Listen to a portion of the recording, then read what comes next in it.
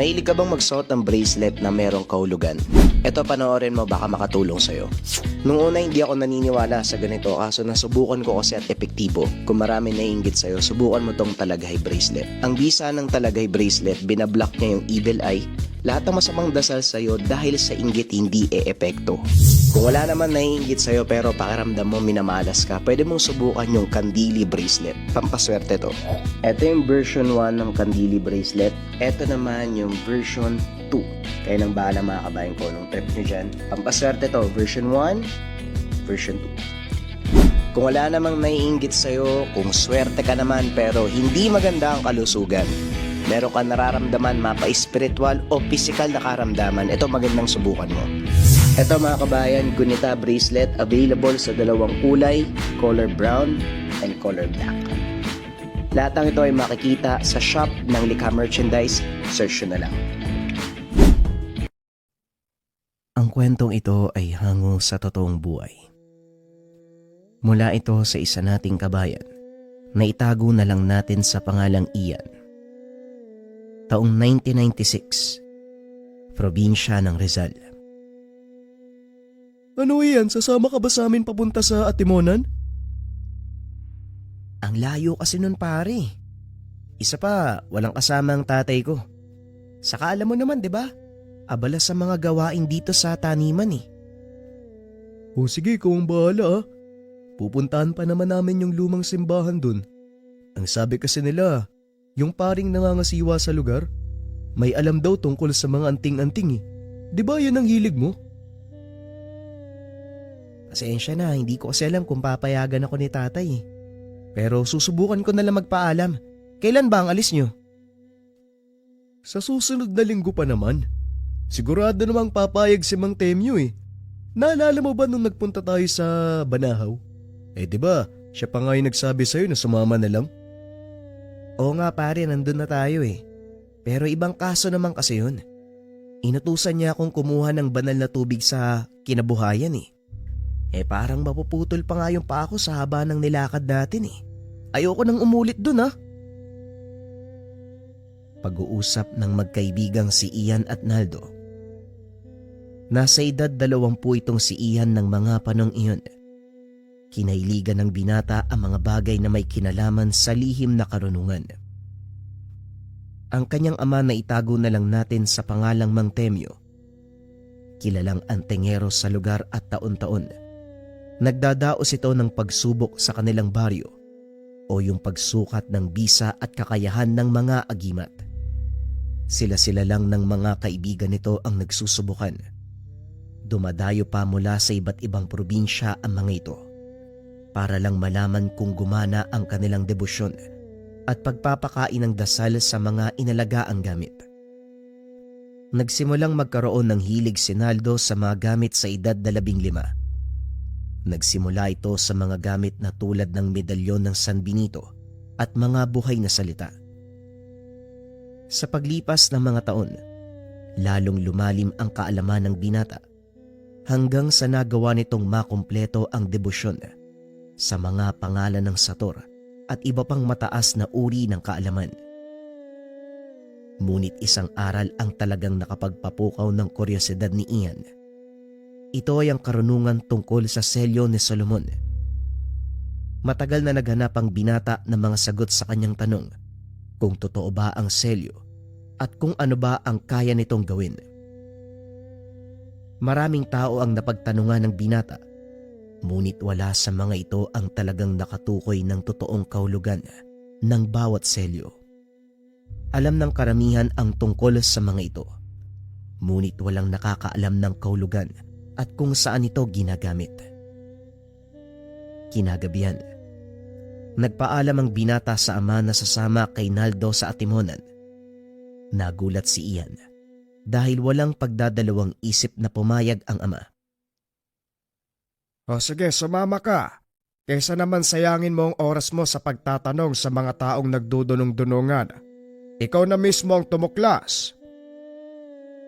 Wika ni Mang Temyo.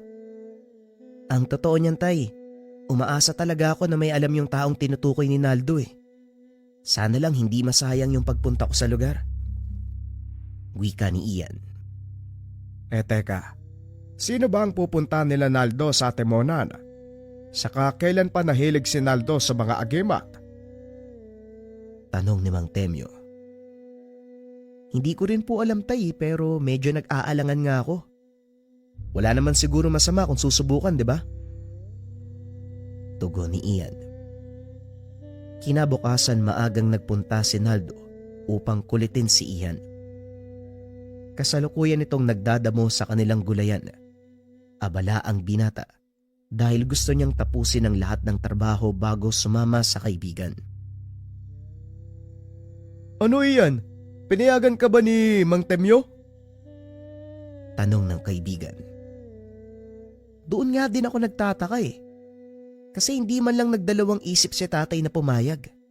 Siguro nakulitan yon kakatanong ko. Ewan ko nga ba sa'yo bakit ang hilig mo sa mga ganyang bagay eh. Marami ka naman ang nalalaman. Pwede ka na ngang maging manggagamot eh. Hindi na siguro pare, mas gusto ko ng tahimik na buhay eh. Kung sakali mang dumating yun, edi tatanggapin ko.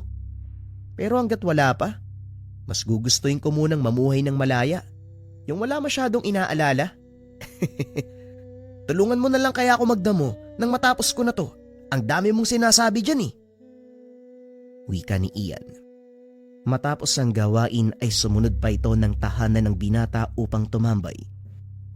Nag-usap ng kaunti hanggang sa lumubog ang araw. O paano? Kita na lang tayo sa susunod na araw ah. Susunduin kita na maaga. Masyadong mahaba yung biyahe papuntang Atimonan. O na, sige na pare, mag-iingat ka ah. Pero teka, hindi ka ba natatakot sa dilim? Ihatid na lang kaya kita. Baka mapano ka pa eh. Marami pa namang aswang dyan sa daan. Wika ni Ian. Madalas nitong lokohin si Naldo dahil may pagkaduwag at takot sa dilim. Hindi na. Kaya ko nang umuwi.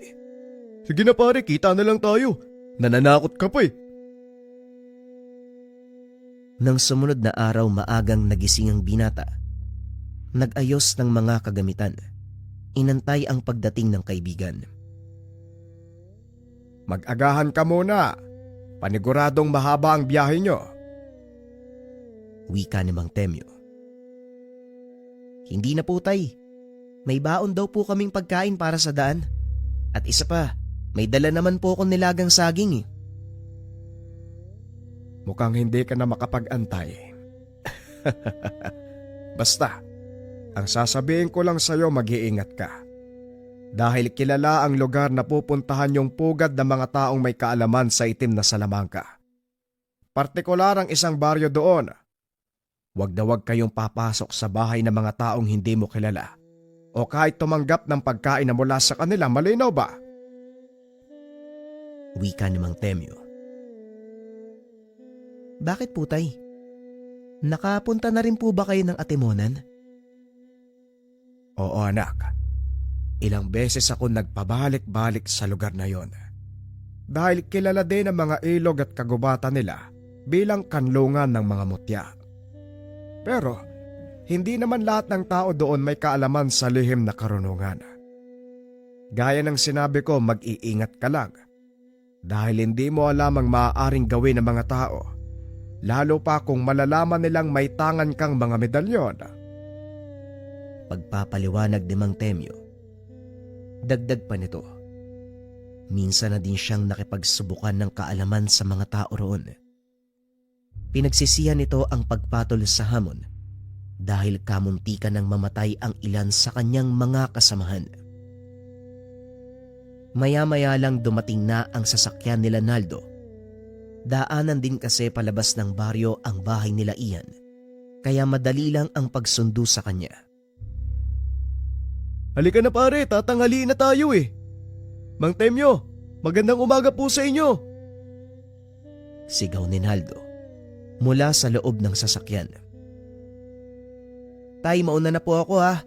Mag-iingat po kayo dito. Ilang araw lang naman ako mawawala eh. Wika ni Ian. Huwag mo kong alalahanin. Wala naman masyadong gagawin sa gulayan eh. Nakapag-ani naman na tayo at nakapaglagay ng abono. Hindi pa naman ganong kabilis tumubo ang mga damo. Tugon ni Mang Temyo. Matapos ang pag-uusap, tumuloy na sa paglalakbay sina Ian. Ito ang unang beses na mapupunta ang binata sa lugar, kaya naman medyo nasabik ito. Habang tumatakbo ang sasakyan, nakapako ang tingin ng binata sa tanawin. Mula sa kanilang bayan, kailangan maglakbay ng mahigit 3 oras bago marating ang bayan ng Sariaya sa probinsya ng Quezon. Magpapahinga sila doon ng isang gabi bago naman tumuloy sa Atimonan. Bakit hindi na lang tayo dumiretso, Naldo? Maaga pa naman ah. At saka hindi naman ganun kalayo yung Atimonan mula dito. Ayan oh. Wika ni Ian, sabay turo sa mapa. Nang mga panong iyon, hindi pa nagagawa ang mga kalsada. Punong-puno ng malalaking bato ang daanan, kaya siguradong mabagal ang kanilang paglalakbay. Nako, malapit kong titignan sa mapa. Pero kapag nagsimula ka na maglakbay papunta dun, siguradong gabi na tayo makakarating. Dahil sa malaking bato sa daanan, hindi pa naisasayos sa mga kalsada sa bahaging yan, pare. Wika ni Naldo. Nga pala pare, hindi mo pa nasasabi sa akin kung anong sadya nyo sa Atimonan. Bakit ba kayo pupunta dun? Pupunta ni tata yung nabili nilang sakahan eh. Sakto, malapit yun sa sinasabi kong lumang simbahan. Mas maganda kung sasadyain na natin yung lugar eh. Tugon ni Naldo. Pansamantalang tumuloy ang mga ito sa kakilala ng tatay ni Naldo. Habang naroon, napag-usapan ng mga matatanda ang tungkol sa lupaing bibilihin nila Naldo. Siguro mas makakabuti. Iwanan nyo na lang yung sasakyan sa bukana ng baryo. Masyadong masukal ang daanan papasok sa lokasyon eh. At isa pa, kalabaw lang ang dumadaan doon. Kaya paniguradong hindi rin magkakasya. Wika ng ama ni Naldo. Ay nako, yun nga din ang sabi ng may-ari sa akin eh. Pero maayos naman ang daan. Yun nga lang medyo malalim ang bandang gilid. Dahil na din sa mga dumaraang kalabaw. Nakita ko na yun nung unang punta ko eh. Hindi nga lang kami nakatuloy dahil biglang lumakas ang ulan. Kaya bumalik kami ngayon para mas lalong makita ang kabuuan ng lupain. Tugon ng tatay ni Naldo na ang pangalan ay Mang Eman. Kinakatakutan ng lugar na yon. May napapabalitang aswang na nakatira sa nag-iisang bahay malapit sa mismong lupa. Wika ni Carlos. Bigla namang nagkatinginan si Ian at Naldo dahil sa mga narinig. Aswang? Naku, parang iba na to ah. Parang ayoko nang sumama. Ikaw ba, Ian? Ay nako, yan ka na naman Naldo eh. Umiral na naman yung karuwagan mo. Pwede ba walang ganun? Huwag ka masyadong nagpapaniwala sa ganyan. Palagi namang sinasabi na merong aswang, merong ganito. Wala namang nakapagpatunay. Wala namang nakakita. Oo nga Naldo, ang laki mo tao, takot ka sa mga kwento. Parang nakakayang sabing anak kita, napakaduwag mo. Kabaliktaran ka ng iyong ama. Kahit anong makita ko, hindi ko inaatrasan. Kalalaki mong tao eh. Pero usap-usapan lang naman ang tungkol doon. Wala kayong dapat ipag-alala. Mukhang nakapagain na ang asawa ko. Tara, na makapagtanghalian na. Wika ni Carlos at habang kumakain, ipinagpatuloy nila ang kwentuhan. Naisingit ni Ian ang tungkol sa sinasabi ni Naldo na lumang simbahan. Nga pala Kuya Carlos, malapit lang ba dun yung lumang simbahan? Tanong ni Ian. Oo, makikita niyo ang malaking sinaunang simbahan sa mismong bukana ng daan papasok. Bakit niyo naman naitanong? May plano ba kayong puntahan? Mahilig kasi sa mga agimat tong kaibigan ko eh. May nakapagsabi sa akin na May mga antigong gamit daw na naiwan sa lugar na yun eh. Baka sakaling makahanap to si Ian ng anting-anting. tama naman ang mga sinasabi mo. May mga naiwan ngang kagamitan doon eh. Kaso nga lang wala nang masyadong pumapasok. Nagsisipagbagsakan ng mga tisa mula sa bubong. Ay nako, delikado pala yung lugar na yun ah. Bakit hindi na lang nila ipasara? Kesa marami pang mapahamak. Yun nga ang ipinagtataka namin, Manong. Ilang beses nang tinangka na ipagiba yung simbahan na yun pero walang nagtagumpay. Ilang taon na ang kontrata ng lokal na pamahalaan. Pero wala sa kanila ang lubusang nakasira ng simbahan. May mga namatay na din kasi, kaya natatakot na ang ilan. Tugon ni Carlos. Lalo lang tumindi ang pagnanais ni Ian na pasukin ang lumang simbahan. Kinabukasan, maagang umalis ang mga ito ng Sariaya, bumiyahe papuntang Atimonan. Medyo mahaba din ang biyaheng ito, kaya tanghali na nang marating nila ang lugar. Saktong nakaabot lang sila sa lumang simbahan nang biglang bumuhos ang malakas na ulan. Naku, pambihirang langit naman to ho. Bakit sa dinabi-dami naman ng lugar kung saan tayo pwedeng abutan ng ulan, talagang dito pa sa lumang simbahan? Parang nananadya yata yung panahon ah. Wika ni Carlos. Nakasilong ang mga ito sa isang maliit na kubo sa tapat mismo ng lumang simbahan. Nababalot ito ng makapal na baging at punong-puno ng dayami ang paligid. Siguro nakakatakot dito paggabi, no? Tanong ni Ian. Hindi siguro. Talagang nakakatakot dito kapag gabi. May mga tao pa nga napapadaan dito eh. Ang sinasabi nila, naririnig nilang tumutunog pa yung lumang harmoniko sa loob ng simbahan. Kung totoo man o hindi yung mga sinasabi nila, nakakatakot pa din kung iisipin mo, di ba? Lumang simbahan tapos may tumutunog na instrumento. Kahit ako tatakbo ako eh. Wika ni Carlos. Nakakapit si Naldo sa balikat ni Ian na noon ay nakatuon ng pansin sa pintuan ng lumang simbahan. Yaman din lang na nandito na tayo. Bakit hindi natin pasukin, di ba? Wika ni Ian. Hindi na nagawang tumutol pa ni Mang Eman dahil sumuong na ito sa malakas na ulan. Sinundan siya ni Carlos. Samantalang si Naldo at Mang Eman ay nagpaiwan sa maliit na kubo. Dito na lang kami, Carlos. Mag-iingat kayo. Yan talagang batang yan, masyadong malakas ang loob eh. Wika ni Mang Eman. Kumaway na lang si Carlos bilang tugon.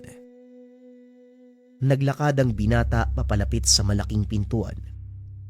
Doon palang napansin ni Ian na may kakaiba sa lugar. Dahan-dahan itong itinulak ang pintuan hanggang sa makagawa ng maliit na siwang kung saan kasya ang kanyang katawan. Sigurado ka bang gusto mong pumasok, Ian? Wala nang atrasan yan. Tanong ni Carlos. Wala namang mawawala kung susubukan, di ba kuya? Kung gusto mo magpaiwan ka na lang dyan. Ako na lang yung papasok. Ang totoo, gusto ko ring ikutin yung loob ng simbahan na to eh. Hindi ko pa kasi sinusubukan makapasok dito. Ngayon pa lang. Wika ni Carlos. Marahang naglakad ang dalawa papasok. Laking gulat nila nang biglang magliparan ang mga napuhag na kalapate at paniki. Napasigaw pa si Carlos sa gulat. Akmang lalabas na sana nang biglang magsalita si Ian. Lumabas na tayo dito, Ian. Masyadong delikado. Baka mamaya may mga ahas pa dito eh. Sandali lang, Kuya Carlos. Tignan mo. Tignan mo yung altar. Tugon ni Ian. Nang mga oras na yon naglalakad ang binata sa sentro ng simbahan papunta sa altar. Sira na ang mga upuan, ngunit makikita pa rin ang kagandahan ng magarang sahig ng marmol. Hinawi ni Ian ang nakaharang na upuan. Sa pagpasok nito, nasama ang lumang karpet na nakasapin sa sahig. isang uri ng guhit sa mismong harapan ng altar. Nang matanggal ang lumang carpet, nakita nito ang kabuuan ng disenyo. Nanlaki ang mga mata ng binata. Nakilala niya ang larawang iyon. Isa sa 72 selyo ni Solomon. Ano? May nakita ka ba, Ian? Tanong ni Carlos. Selyo ni Solomon? Bakit nandito yan? Selyo ni Solomon. Ano naman yung bagay na yun? Pasensya na, Ian ah. Wala akong alam sa mga ganyan eh. Mamaya ko na ipapaliwanag, kuya. Halika na, umalis na tayo dito. Tugon ni Ian habang ginuguhit sa kanyang palad ang nakitang selyo. Saktong paglabas ng lumang simbahan, tumila na ang ulan. Tumuloy na ang mga ito papunta sa lupang bibilhin ng ama ni Naldo. Ano, Ian? May nahanap ka ba sa lugar? Oo pare, ito oh. Huh? Ano naman yan? Isa sa mga selyo ni Solomon. Mamaya ko na ipapaliwanag sa'yo. O sige, kahit kailan talaga. Ang hilig mong magpaka-misteryoso. Nakakatakot ka na nga minsan eh. Lalo na pag seryoso yung mukha mo. Pag-uusap ng dalawa. Hindi na umimik si Ian ng mga sandaling iyon. Hanggang sa makabalik sila sa tahanan ni Carlos. Habang nag-uusap ang dalawang nakakatanda. Tinanong naman ni Naldo ang binata tungkol sa kung anong natuklasan sa loob ng lumang simbahan. Ano ba talaga yung nakita mo doon, pare? Parang may kakaiba sa'yo eh. Ano ba kasi yun? Ay, oo nga pala, sandali, may kukunin lang ako ha. Tugon ng kaibigan. Sabay pasok sa silid kung nasaan ang kanilang mga gamit. Paglabas nito, dala-dala ang isang maliit na libro. Teka, yan yung libreta ng mga dasal mo, di ba? Nako, Ian, kinakabahan na ako sa'yo ha. Wika ni Naldo. Alam na nito ang ibig sabihin kapag inilabas ni Ian ang libreta. Dahil minsan na nitong nasaksihan kung paanong gamitin ng kaibigan ang kaalaman. Ito ay nang minsan silang mapaaway nang dumayo sa sayawan. Kaunting pagbabalik tanaw sa pangyayari. Nang mga panong iyon, naimbitahan ng dalawang binata ng kanilang kaklase na dumalo sa pista. Kinagabihan, dumayo ng sayawan ang mga ito. Dahil puro babae ang kasama nila ng mga sandaling iyon. Hindi maiwasang kainggitan sila ng ilang kalalakihan sa lugar. Nakaupo lang si Ian sa sulok. Pinagmamasdan ang mga kasamahang sumasayaw. Nang lapitan ang mga ito ng ilang grupo ng kalalakihan, nung una ay nakikipag-usap lang ang mga ito. Ngunit kalaunan, hinawakan ng isa sa mga kalalakihan ang kasama nilang dalaga. Inawat ito ni Naldo, dahilan para masuntok siya ng isa sa mga ito. Napatayo si Ian, ngunit hindi kagad lumapit ang binata. Tumakbo ang isa sa mga kasama nitong babae papunta sa kanya at tumingi ng tulong. Ian, tulungan mo si Naldo. Siguradong mabubugbog siya ng mga yan eh. Wika ng dalaga na si Marisa. Alam ko, dumito ka lang. Huwag kang aalis. Akong bahala. Tugon ni Ian. Kalmado itong lumapit sa mga kalalakihan. Habang naglalakad, dinudukot nito sa bulsa ang dalang libreta. Hinawakan ang isa sa balikat at sinubukang awatin. Mga pare, tama na yan. Hindi naman lalaban yung kaibigan ko eh. Palampasin nyo na. Wika ng binata. Palampasin? Bastos tong kaibigan mo eh. Nakikipag-usap lang naman ako sa kasama niya. Mantakin mo, pinigilan ako. Tugon ng lalaki. Sumang-ayon ang mga kasama nito. Medyo may kalakihan din ang pangangatawa ni Ian. Kaya kahit papano, Nakaramdam ng takot ang mga kalalakihang kinumpronta ng binata. Sinungaling ka talaga kahit kailan, Tiboy. Binastos mo si Marisa kaya nga kita inawat Wika ni Naldo. Akmang susuntukin na sana ito ng lalaki. Bigla namang hinawakan ni Ian ang kamay nito. Tama na pare. Nag-uusap na lang tayo dito Masyado kang marasa. Kanina ka pa! Sino ka ba? Wala naman, dayo lang kami dito. Kaya nga nakikiusap ako sa inyo Hanggat maaari, palampasin nyo na lang yung ginawa ng kaibigan ko. Hindi naman kami naghahanap ng gulo Tugon ni Ian. Nagtawanan ang mga kalalakian. Kinuwelyohan ng isang lalaking nagngangalang Tiboy ang binata. Kaya pala ang lakas ng loob mong awatin ako. Hindi mo pala ako kilala Ako lang naman ang pamangkin ng kapitan sa lugar na ito. Nakukuha ko kahit anong gusto ko. Kaya kuha ko sa'yo. Ibalato mo na lang sa akin yung kaibigan mong babae. Wika ni Tiboy. Hinawakan ni Ian ang kamay nito. Dahan-dahang piniga.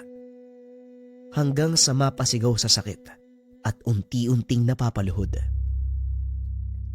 Pasensya na uli pare Pero hindi ko naman nahayaan na bastusin niyo mga kasama ko. Ulitin ko ang pakiusap. Palampasin niyo na lang ang nangyari ngayon. Tugon ni Ian. Sabay bitaw ng kamay ni Tiboy. Matapos ay naglakad silang dalawa palabas ng sayawan.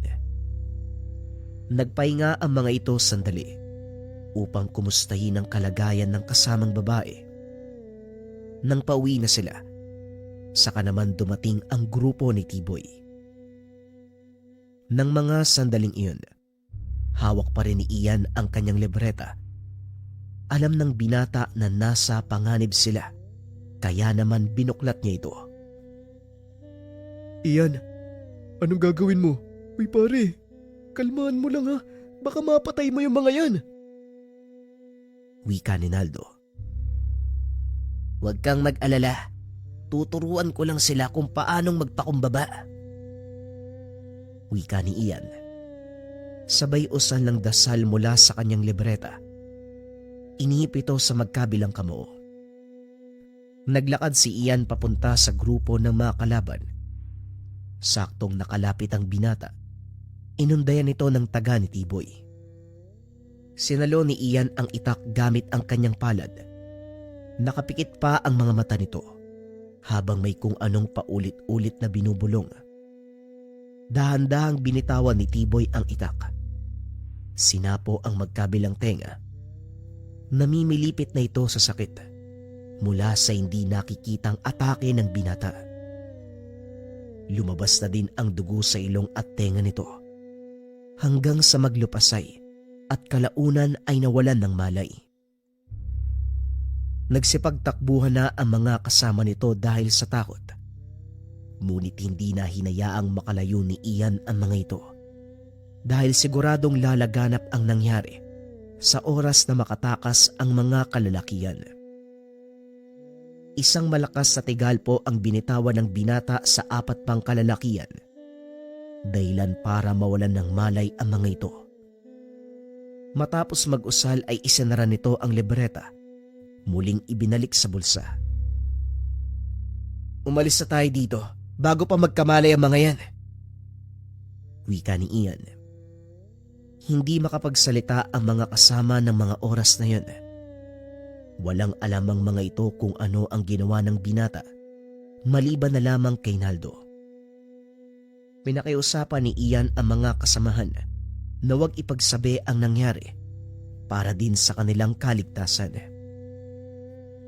Matapos ihatid ng mga kasama, nagpa siyang umuwi ang magkaibigan. Nang mga sandaling iyon, napatunayan ni Naldo ang bisa ng kakayahan ni Ian. Balik tayo sa kwento. Huwag kang ang parang ewan dyan. Hindi lang naman dasal yung laman ng libretang to. May ilang kaalaman din tungkol sa ilang bagay. Gaya nito Tugon ni Ian habang ipinapakita ang isang selyo na nakaguwit sa pahina ng libreta. Ipinakita din ng binata ang selyong iginuwit nito sa palad. Saan mo naman nakita yung selyong nasa palad mo? Teka, hindi ba selyo ni Solomon yung nasa libreta? Ganon din yung nasa palad mo. Mas detalyado lang. Mga kabayan, tignan ng screen. Nariyan ang sample ng iginuwit ni Ian sa kanyang palad. Oo, Naldo. Ito yung natuklasan ko sa loob ng simbahan eh. Hindi ako maaaring magkamali. Isa ang lugar na yon sa mga pinagtaguan ng piraso ng kaalaman ni Haring Solomon. Wika ni Ian. Sa pagkakakwento mo sa akin noon, hindi lang nag-iisa yung selyo, di ba? Oo, tama ka, Naldo. Ang selyong nakikita mo, ang pinakakandado ng mas marami pang selyo. 72 ang eksaktong bilang ng mga selyo. Kung ganun, sa ilalim ng selyo na yan, may nakapaloob pa na napakaraming selyo.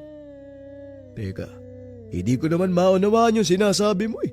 Nakakalito. Pag-uusap ng dalawa. At para mas maunawaan ni Naldo ang lahat, kinuha ni Ian ang isa pang libro. Ang aklat na iyon, naglalaman ng mga tala tungkol sa mga selyo ni Haring Solomon.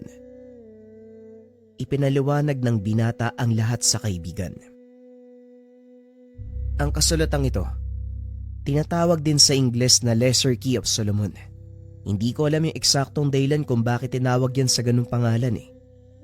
Pero naglalaman ito ng mga pangalan, simbolo, at mga kaalaman tungkol sa mataas na karunungan ng dakilang hari. Wika ni Ian. Habang binubuklat ang libro, tahimik lang na nakikinig si Naldo ng mga sandaling iyon. Napukaw din ang interes nito sa mga sinasabi ng kaibigan. Batay dito sa mapapansin mo, sa bukana ng aklat nakaukit mismo ang selyo ng hari. Sa mga sumunod na pahina, nakaukit naman ang iba pang mga selyo. Ang mga ito ay simbolo ng 72 demonyong nakapaloob sa tinatawag nilang Leo o Legion. Bawat selyo, may kaukulang ritual na kailangang isagawa para magamit ang kapangyarihang taglay. Pagpapaliwanag ni Ian.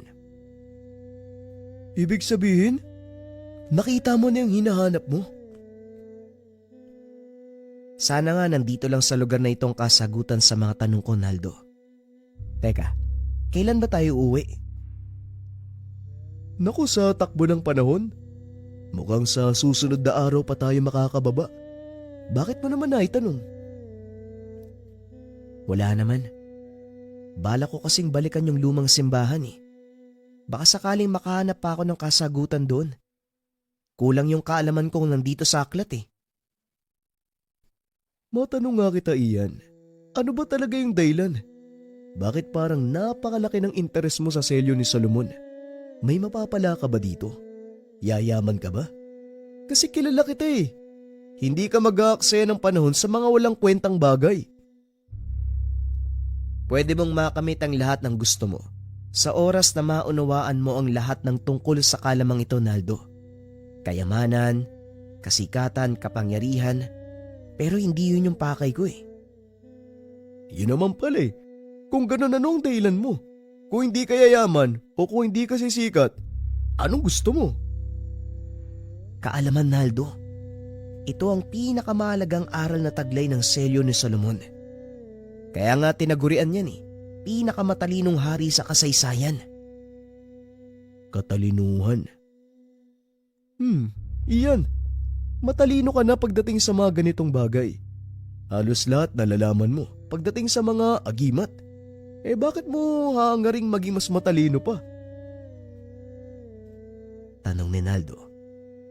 Pilit nitong inuunawa ang dahilan ni Ian. Ngunit hindi ito makakita ng sapat na dahilan sa gustong gawin ng kaibigan. Kinabukasan nagpaalam ang dalawa na maglalakad-lakad. Lingid sa kaalaman ng mga nakakatanda, babalik sila sa lumang simbahan. Minabuti na lang ni Ian na wag sabihin kina Mang Eman at Carlos ang gagawin dahil siguradong pipigilan siya ng mga ito. Medyo mahabang lakaran yung gagawin natin, ha? Pero may tinurong daan sa akin si Kuya Carlos, eh. Hindi nga lang kayang daanan ng sasakyan, kaya kailangan nating umikot sa kabilang baryo. Wika ni Naldo. Kung ganon, doon tayo dadaan. Halika na. Baka makita pa nila tayo dito, eh. Hindi pa matuloy yung plano natin. Kaso nga lang may isang problema. Yang daan na yan, oh. Diretso sa sinasabi nilang bahay ng aswang. Diyan natin kailangan dumaan, eh. Kung sakali mang totoo yan, sino bang kasama mo, Naldo? Para kang bago ng bago, eh. Nandito naman ako, eh. Tugon ni Ian. Nagpatuloy sa paglalakad ang dalawa. Nang marating nila ang sinasabing kubo, nakita ng mga ito ang isang matandang lalaki na nagbabayo ng palay sa labas ng tahanan. Napahinto ito nang makitang paparating ang magkaibigan. Nakatingin lang sa kanila ang matanda. Wala naman itong ginagawa, kaya nagpatuloy sa paglalakad ang dalawa. Sandali lang. Saan kayo pupunta? Dayo kayo dito, ano? Wala nang mga bahay sa gawing yan. Wika ni Tandang Esteban. Napahinto ang dalawa at nilingon ito. Siya yata yung sinasabi ni Kuya Carlos na matandang aswang, eh. Uy, Ian, anong gagawin natin? Yang ka na naman, eh. Kung aswang yan, hindi na tayo kakausapin yan dahil sa akin. Huwag kang praning dyan. Halika na, lapitan natin tas kausapin. Wika ni Ian. Magandang araw po, Manong. Pasensya na po kayo, dadaan lang kami, ha. Pupunta kami sa lumang simbahan. Wika ni Ian. Tanaw na sa kanilang kinaroroonan ang kampanaryo ng simbahan, kaya naman alam nilang malapit na sila. Ganun ba? Ano naman ang gagawin nyo sa lugar na yon, Aber? Wala nang nagpupunta doon. Sira-sira na ang bubong at anumang oras, babagsak na ito. Pwera na lang kung isa kayo sa naghahanap ng mga kayamanan. Parang gano'n na nga po, Manong. Pero hindi po material na kayamanan ang hinahanap ko. Kung hindi kasagutan, kung bakit naroon sa lugar ang selyong ito. Wika ni Ian. Sabay pakita ng selyong nakaguhit sa kanyang libreta. Nanlaki ang mga mata ng matanda. Hindi nito akalaing matutuklasan ng binata ang pinaka-iniingatan na lihim na aral. Paano mong nalaman ang tungkol sa selyong yan? Walang ibang nakakaalam niyan dito, maliban sa akin. Wika ng matanda habang nakahawak sa itak na nakasugbit sa tagiliran. Teka, kalma lang po, Manong. Hindi po kami naparito para manggulo. Naghahanap lang po ako ng kasagutan. Kung ako sa inyo, babalik na lang ako sa pinanggalingan. Nagsasayang lang kayo ng oras. Dahil wala kayong mapapala sa lugar na yon. Ako ang nagbabantay sa lumang simbahan. Kaya kung magpupumilit kayong pumasok, mapipilitan din akong palabasin kayo. Muling wika ng matanda.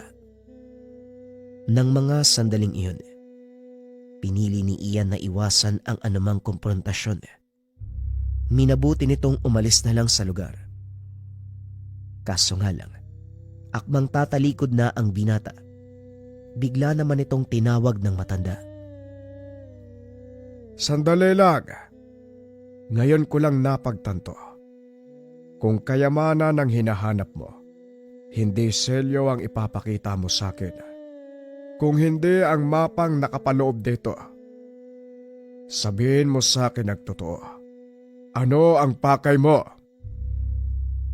Muling tanong ng matanda. Wala po akong ibang pakay, kung hindi ang maunawaan ng kaalamang nakapaloob sa selyo ni Solomon. Yun lang po. Ang totoo, nakapunta na ako sa simbahan na yun ng ilang beses eh. May mga nakita ako mahalagang kagamitan, na maaaring nagkakahalaga ng malaki. Pero hindi yun yung habol ko eh. Kaya nga hindi ko kinuha eh. Naniniwala ako sa iyo dahil iba ka sa mga naunang nagpunta sa lugar na yan. Hindi selyo ang ipinakita nila sa akin, kung hindi isang replika ng mapang nakapaloob sa selyong iyan. Wika ni Tandang Esteban. Pinatuloy sila nito sa kubo upang makapag-usap ng maayos. Inilatag ng binata ang libreta sa harapan nito. Pinaliwanag naman ng matanda ang selyo. Alam ni Ian ang tungkol sa lahat ng simbolo. Ngunit wala itong kalam-alam sa sinasabi ng matandang mapa. Nabanggit niyo po na may mapang nakapalob sa selyo. Anong ibig sabihin? Mapa ba to ng kayamanang sinasabi nila? Tanong ni Ian. Kung para sa iyo, magiging kayamanan ito. Pero para sa mga taong nauna, kapirasong basura lang ang nakatago sa lugar na iyon. Hindi ko pa po nakikita yung sinasabi niyong mapa. Paano ko po yun malalaman? Ngayon ko nga lang po narinig yung tungkol dyan eh. Normal na ngayon mo lang marinig ang tungkol sa mapa dahil isang lokal na praile lang ang gumawa nito. Hindi ito nakasama sa lumang kasulatan tungkol sa selyo. Ginawa ng praile ang mapang iyon para malaman ng kanyang mga kasamahan ng kinaroroonan ng ilang mahalagang impormasyon tungkol sa selyo na yan. Kung yon ang pakay mo, kaya kitang dalhin sa lugar. Ngunit tandaan mo, binata, ang kaalamang taglay ng selyo ay may malaking kabayaran. Ang tanong ko sa iyo, handa ka bang pagbayaran ito? Tanong ni Tandang Esteban. Naku po, wala po akong pera manong eh. Pasensya na po ah. Hindi ko naman alam na maniningil pala kayo. Wika ni Ian. Dinampot ng matanda ang binilog na papel. Pinalo sa ulo ni Ian. Ikaw, batang tipaklong ka. Tignan mo nga yung itsura ko. Sa tingin mo, kakailanganin ko ba ng baryang nagmumula sa'yo?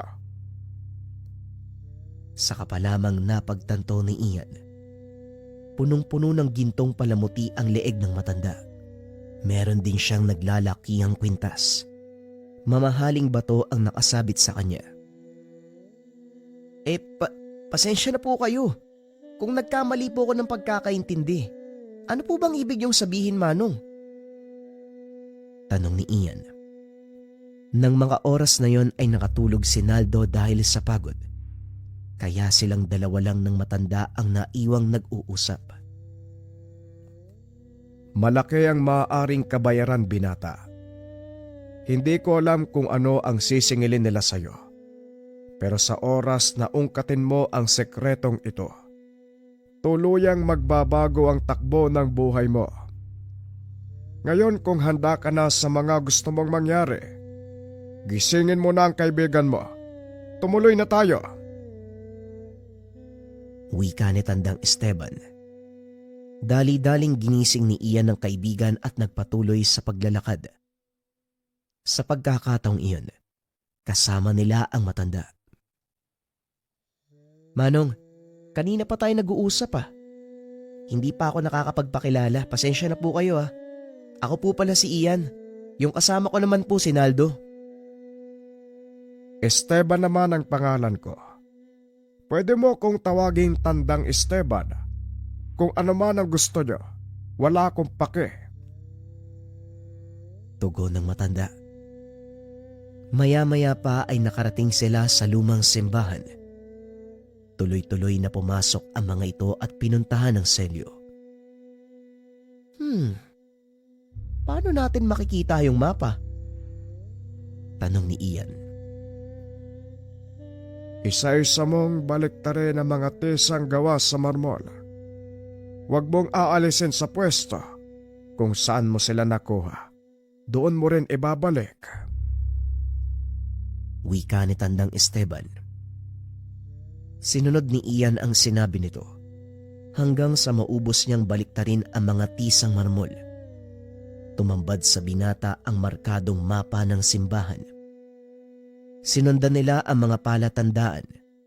Dinala sila sa pinakailalim ng simbahan sa pamamagitan ng mga nakatagong pintuan. Tumambad sa binata ang napakagarang altar at ilang kalatas na nakapatong dito. Mga lumang kasulatan na halos hindi na mabasa ang mga nakasulat. Sa tuwing hahawakan ang mga ito ay nadudurog. Minabuti na lang ni Ian na huwag galawin ang mga papel. Nagpaikot pa ito sa altar. Tumambad ang isang maliit na pinto sa bandang ibaba. Sinubukan nitong buksan ni Ian, ngunit nakakandado ito mula sa loob. Mukhang may kombinasyon na kailangang buuin para mabuksan yung pintuan. Wika ni Ian. Inihipan nito ang alikabok na nakakapit sa pintuan. Laking gulat ng binata dahil may ilang simbolong may marka. Hinawakan niya ito at sa bawat paghawak, lumulubog ang mga simbolo hanggang sa nagbukas ang maliit na pintuan sa ilalim ng altar. Inilawan nito ng binata. Dito natagpuan ang isang plakang gawa sa tanso. May lawak itong 2 talampakan at may habang 3 talampakan. Inilabas ito ng binata para tignan ng mabuti. Nanlaki ang mga mata ni Ian dahil ang plakang iyon naglalaman ng kompletong detalye ng 72 selyo ni Solomon. Yan ba ang hinahanap mo? Wika ni Tandang Esteban. Tumangulang si Ian. Hindi siya makapaniwalang napasa kamay niya ang pinakainaasam na kasagutan sa mga katanungan. Manong, maaari ba natin dalhin ang bagay na to? Tanong ni Ian. Ikaw ang nakahanap niyan, kaya ikaw ang magpapasya.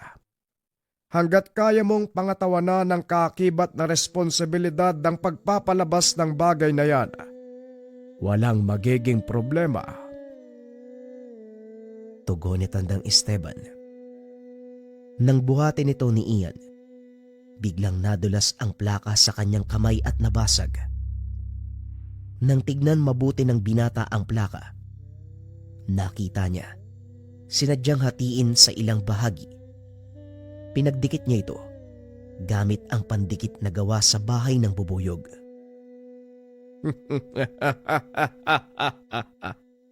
Mukhang mas lalong pinadali ang pagpapadala mo sa bagay na yan.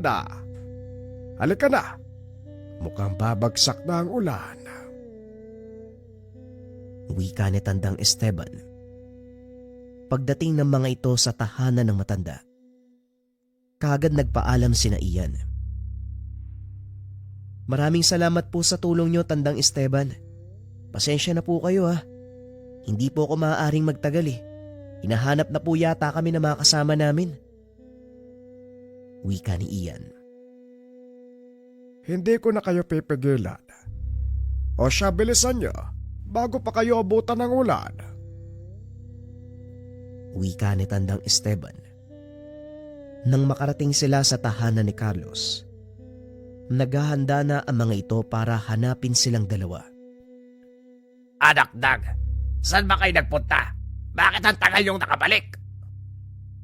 Tanong ni Mang Eman. Pasensya na po kayo, Manong Eman. Nalibang po kasi kami sa paglalakad O siya, ayusin nyo na mga gamit nyo at aalis na tayo. Kailangan nating makabalik na bayan bago pa tumama dito ang bagyo. Muling wika ni Mang Eman. Dali-daling kinuha nila Ian ang kagamitan sa loob ng bahay ni Carlos. At habang nagliligpit ang binata, kinausap ito ng Ginoo. Sa lumang simbahan kayo galing Nakita mo ba? Nakita mo ba yung hinahanap mo? Tanong ni Carlos. Hindi lang yun, kuya. Mas malaking isda yung nabinggit ko. Tugon ni Ian. Sabay pakita ng laman ng bag. Nanlaki mga mata ni Carlos at napalunok ng laway. Hindi na ako magsasalita.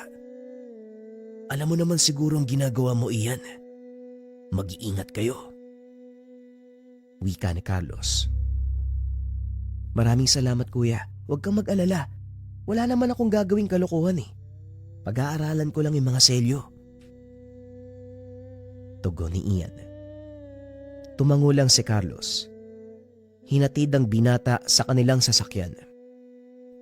Habang naglalakbay ay biglang bumuhos ang malakas na ulan. Mabuti na lang at malapit na sila sa bayan. Nagpa siya si Mang Eman na huminto. Palipasin ang sama ng panahon dahil hindi na nito makita ang daanan. Mabuti pa umidlip muna tayo sandali. Hindi natin kayang sungin ang sama ng panahon. Mabuti pa nga po. Sandali lang naman siguro to. Tugon ni Ian. Naidlip ang tatlo. Sa kalagitnaan ng malakas na ulan. Sa kalagitnaan ng pagtulog. Napaginipan ni Ian ang tungkol sa nakuwang bagay. Nakita nito ang sariling binabasa ang mga impormasyon sa bawat selyo. Aksidenteng nabuksan ang selyo ng isa sa mga dyablo. Tumambad sa kanya ang malaking nilalang na may ulo ng kambing. Meron itong mahabang sungay.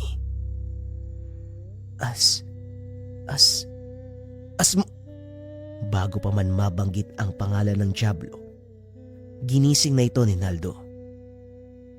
Ian, gising na. Nandito na tayo sa kabilang bayan, oh. Kakain muna tayo ng hapunan bago tumuloy pa uwi ng Rizal. Wika ni Naldo. Nakaramdam ng gutom si Ian.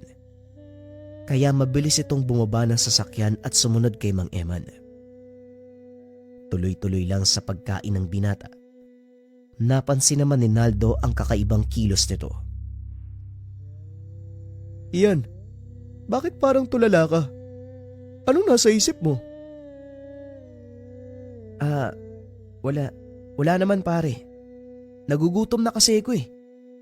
Medyo napagod kanina sa paglalakad. Oo. Ayos lang ako. Tugon ng binata. Ipinagpatuloy ni Naldo ang pagkain.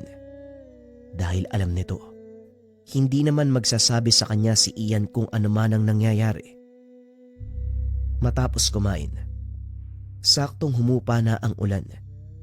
Muling nagpatuloy sa pagbiyahe ang tatlo. Gabi na nang makarating sila sa kanilang baryo at dahil daanan lang ang bahay nila Ian, bumaba na lang ito. Salamat po sa pagsama, Mang Eman. Punta na lang po ako sa inyo bukas. Hindi pare, ako na lang yung pupunta dyan. Sige na, magpahinga ka na ha. Una na kami ni tatay. Tugon ni Naldo. Kinabukasan maagang nagising ang binata para magtrabaho sa taniman. Pangkaraniwang araw na naman para kay Ian. Habang nagbubunot ng damo, naalala nito ang panaginip. Napahinto ang binata at tumitig sa malayo. Pilit nitong inaalala ang selyong nabuksan. At nang matandaan, dali-daling tumakbo papasok ng tahanan. Kinuha ang kanyang maliit na libro ng mga selyo. Napagtanto ng binata na ang selyong nabuksan sa kanyang panaginip walang iba kung hindi ang selyo ni Asmodeus. Biglang pinagpawisan ng malamig ang binata. Napagtanto nito na hindi lang basta panaginip ang kanyang naranasan, kung hindi isang babala. Binuksan nito ang bag na naglalaman ng pera-perasong plaka. Pinagduktong-duktong ang mga ito. Hinanap ng binata ang selyong pagmamay-ari ni Asmodeus.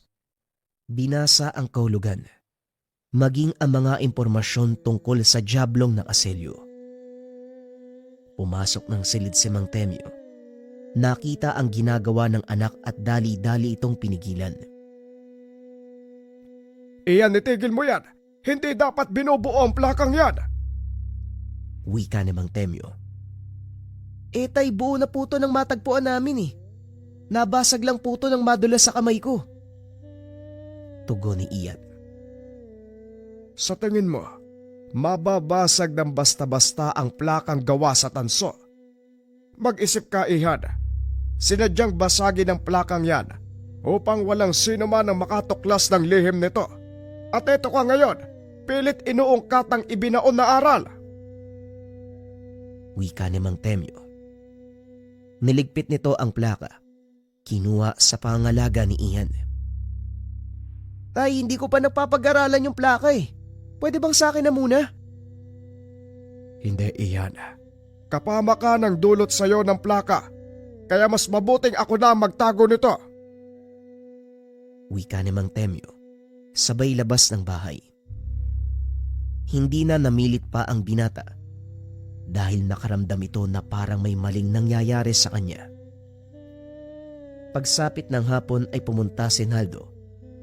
Inaya itong tignan ng plaka. Pasensya na pare. Kinuha kasi ni tata yung plaka eh. Hindi ko nga natignan ng maayos eh. Wika ni Ian. Naku naman oh. Interesado pa naman ako sa mga malalaman mo. Pero iyaan mo na lang. Siguro may dahilan si Mang Temyo kaya niya kinuha sa'yo yung plaka, di ba? Tugon ni Naldo. Nagpa siya ang dalawa na magpunta sa kabisera at dumayo ng basketball. Saktong may naglalaro, kaya nakisali na lang ang mga ito. Kapansin-pansin ang biglang pag-iiba ng kilos ni Ian. Naging mainitin ang ulo na hindi naman likas sa kanya. Matapos ang laro ay kinausap ni Naldo ang binata. Ngunit imbis na sagutin ng maayos, nabulyuan pa siya ni Ian. Ano bang nangyayari sa'yo pare? Parang bigla ka na lang naging mainitin ah. Kamuntikan mo pang suntukan yung kalaro natin kanina. Umayos ka nga. Pare, hindi ko rin alam eh. Parang may mali eh. Simula nang makuha ko yung plaka, ganito na yung nararamdaman ko. Parang nawala ako sa wisyo eh. Kahit ako nararamdaman ko din naman yun eh. Tugon ni Ian. Patuloy itong kinulit ni Naldo. Alam mo pare, pwede mo naman sabihin kung may problema ka eh. Magkaibigan naman tayo eh. Pwede ba, Naldo? Tigilan mo na nga ako. Hindi ko alam kung anong nangyayari sa akin. Kaya wag mo akong kulitin. Wika ni Ian. Bagay na ikinagulat ni Naldo dahil parang hindi kaibigan ang kausap. Sa halip na kausapin pa ito, minabuti ni Naldo na iwasan si Ian. Sa isip-isip ng binata, mas makakabuti kung hahayaan na munang mag-isa ang kaibigan. Nang mga sumunod na araw, hindi nagpakita si Ian. Ilang beses pumunta si Naldo sa kanilang bahay, ngunit tumanggi itong lumabas. Intindihin mo na lang ang kaibigan mo, Naldo. May pinagdadaanan siyang problema. Hayaan mo akong bahala. Kakausapin ko siya.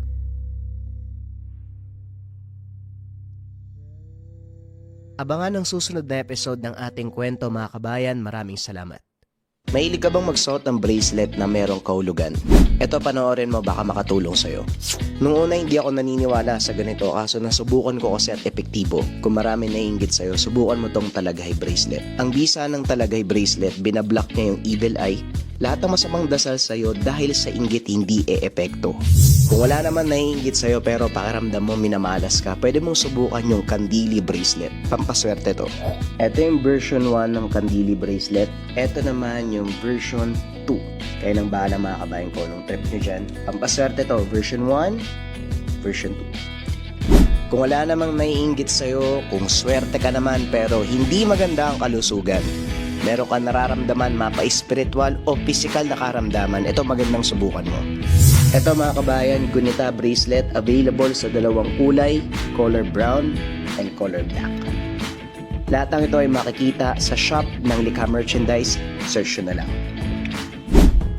Mahilig ka bang magsuot ng bracelet na merong kahulugan? Ito panoorin mo.